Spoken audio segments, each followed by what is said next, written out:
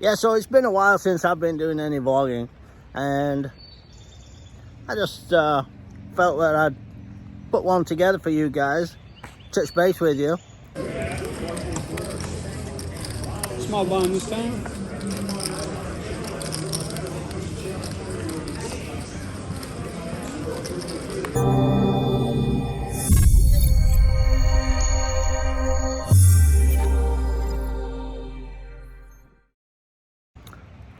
After we've had all this COVID stuff going on, my wife, my kids, and myself, we all got COVID a couple of months ago. We were all sick as dogs, but we all got through it, and we lived to fight another day. Now, I know a lot of people didn't live to fight another day, so my heart goes out to you guys who've been struggling through this. But I hope for all my watchers, all my fantastic subscribers over the years are still able to watch this vlog, and I send my wishes to you guys. Whoops, right here first. Go first. Your first time. Check it, my friend. Be easy now. Be easy. Well, guys, I've just stayed at this place.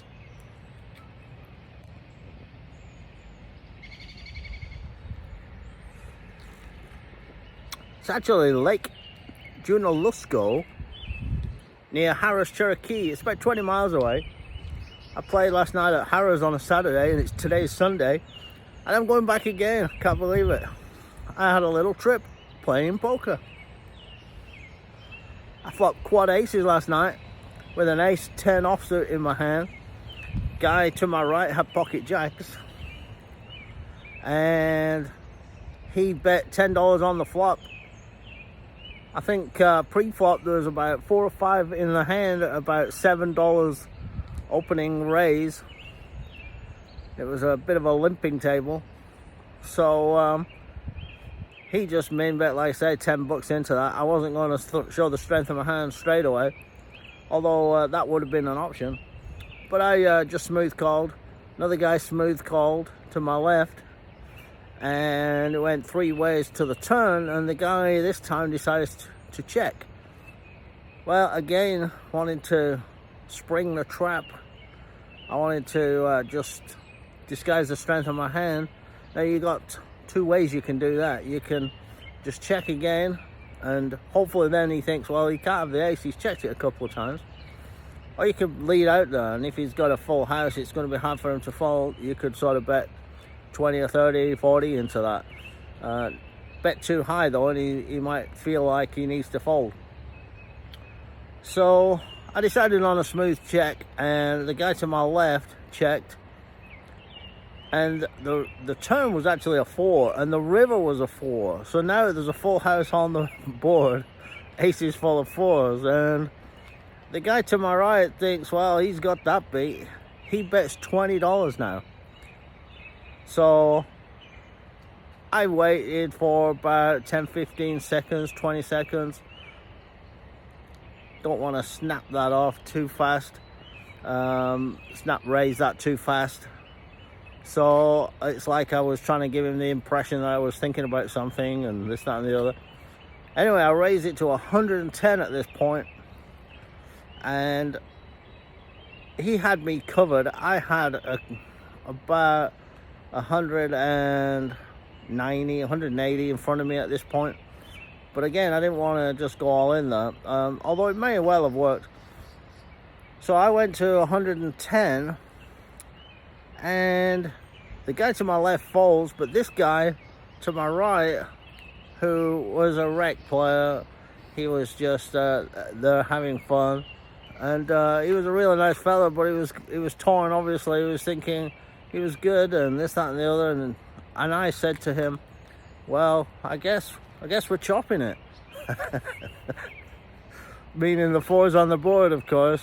And he goes, well, I've got a call, he said, and he threw in a single chip estimate, indicating a call. So I flipped over my ace 10 and for quads, and he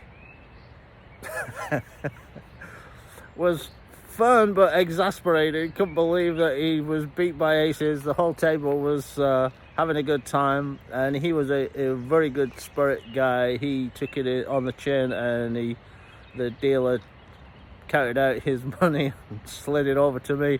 So that was a really nice hand. One hand I had pocket aces, and the guy at the other end of the table raised 15 on a, I think it was in a small blind. The guy on his left decided on a smooth call of 15. Folded to me, I made it 55 to go. Went back to the guy who opened, and he was looking at me. He obviously had a big pocket pair because he made the call. So I'm guessing putting him on jacks, queens, kings there. He did not come over the top. He could have had ace king, of course, but I was putting him on a pair. He made the call. The guy on the left got out of the way. So we're heads up to the flop, which came 9-9-10 or 9-9-8, something like that. I think I had about 165 left, something like that, at this point. So now with the pot over 100 there, and I've got a stacked pot ratio just over 1-to-1 effectively. It's no use prolonging this. I just jammed it all in there, thinking if he's got a big pocket pair, he can't fold. Makes it look a bit weird with the paired nines there. There's no way I could raise 55 pre-flop with a 9 in my hand, is there? Or he can't call with a 9 in his hand, can he? Pocket nines, but that's about it. But anyway, I'm getting it all in here. And he thought about it for a little while. And he looked resigned to his fate. And he made the call with a single chip flipping. He wasn't too confident. When he called, reluctantly, I knew I had him beat. Obviously, he didn't have a 9. And so I flipped over my aces. I don't like to slow play that. That's what I got. You called.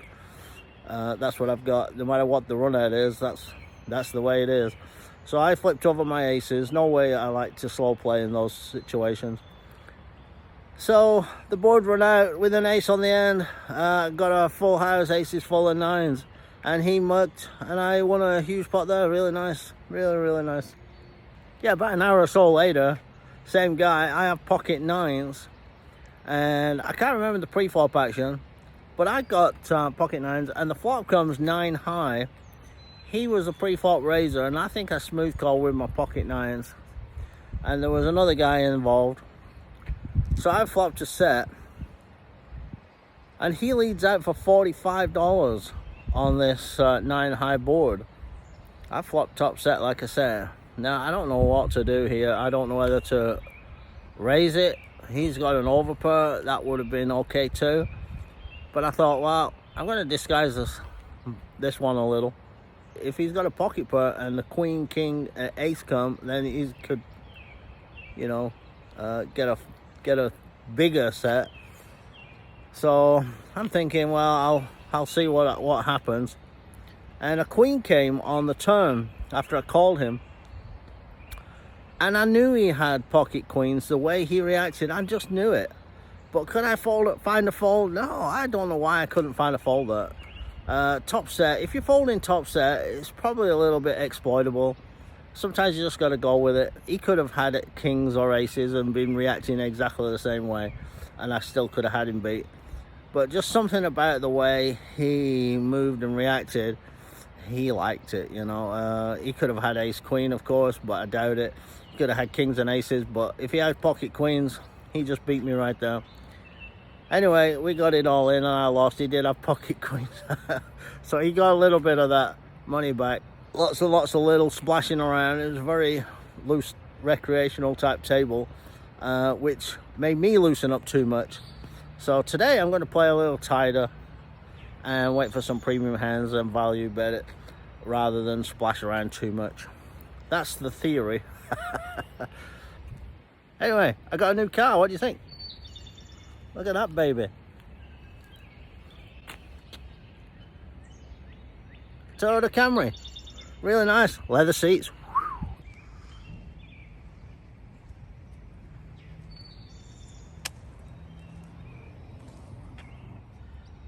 Cheers, guys. Lake Junaluska. Just come down by the lakeside. How beautiful is that? Gotta bring my wife and kids down here for a couple of nights. I bet they'd enjoy walking around here, having fun. You got Maggie Valley up the road, Asheville that way. Great Smoky Parkway driveway thing. You got lots of things going on down here. But this is like a little retreat for people. And it's so sweet. It feels vacation-y and holiday. Woo! I love it. Anyway, let's go up to the casino. Leave all this outdoor sunshine behind and get some of that air conditioning in my lungs. Okay, Sunday morning, Harrahs Cherokee. Let's go play. Let's do this.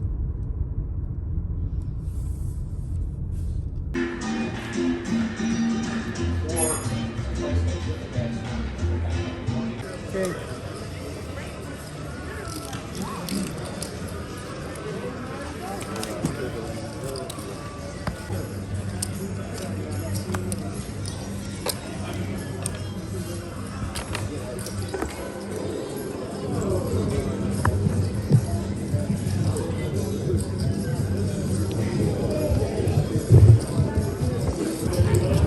That turn card gave me a straight as well, but the bottom end. That's why I folded. Good hand. There you go.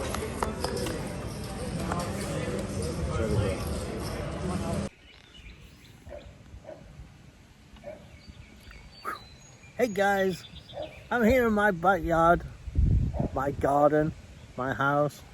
And I'm just relaxing by the pool here, and I'm just want to go over a couple of hands with you. I got in the poker room at 11. As you can see, there was a line waiting to get in. So I got on the first tables, and I played till 8 p.m. So I played 9 hours. I was in, you have to buy in on the 1-2 tables for 200.